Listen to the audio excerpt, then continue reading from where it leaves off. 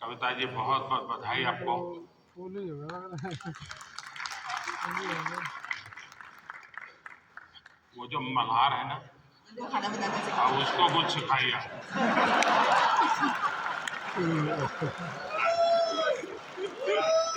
Sir धन्यवाद इस पुरस्कार के लिए। और मैं खाना बनाना सिखाती हूँ लोगों को, और मैं चाहती हूँ कि घर की मतलब जो फैमिली मेम्बर है वो घर के हर मेंबर को खाना बनाना सिखाए, क्योंकि कोविड के टाइम पे हमें पता चल गया कि खाना बनाना कितना ज़रूरी है सीखना। तो पढ़ाई के साथ साथ इसको भी हम अपनी लाइफ स्किल में ऐड करें तो ज़्यादा अच्छा होगा।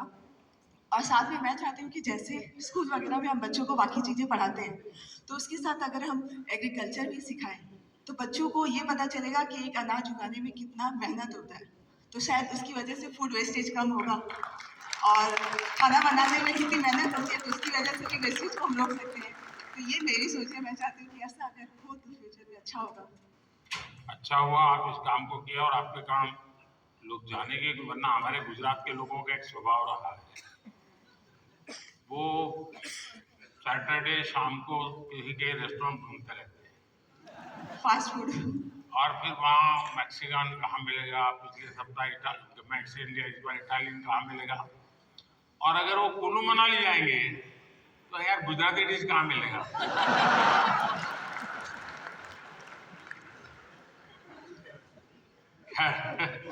लेकिन आपने देखा होगा हमने 2023 को इंटरनेशनल मिलेट ईयर के रूप में दुनिया में पॉपुलर किया।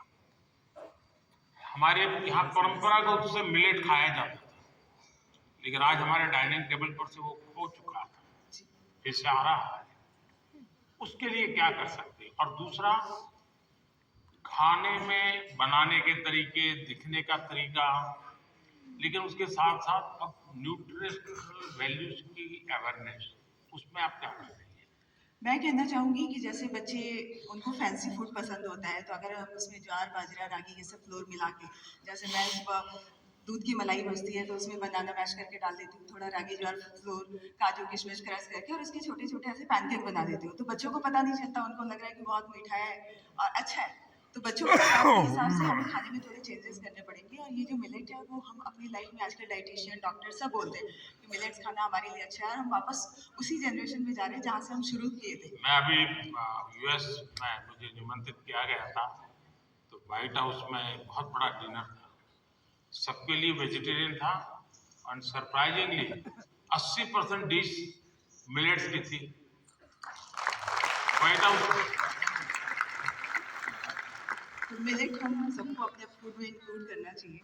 और नहीं, आपकी बात सही है कि बच्चों को उसमें रुचि बननी चाहिए। मैं याद है, खैर मैं बच्चा नहीं था तब,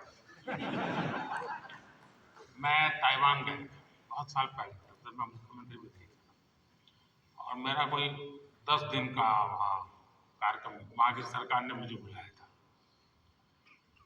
मेरे यहाँ से गया आइटनरी के साथ, no fish, no eggs, no meat, सब no no no no no. उनके लिए परेशानी थी, खिलाए क्या उसको।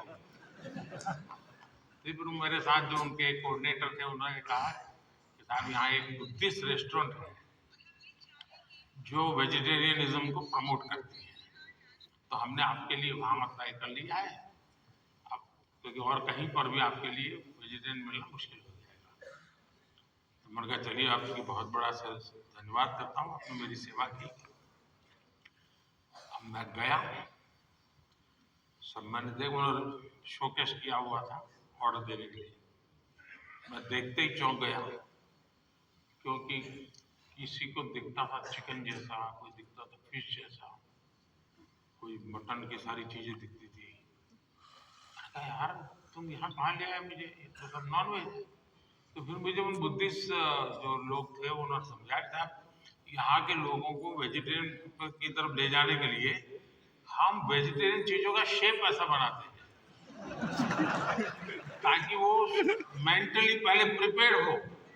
और आप भी कभी ताइवान जाए तो आज भी वो रेस्टोरेंट है, खैर मैं तो उसको देख करके राम राम करके वापस आया।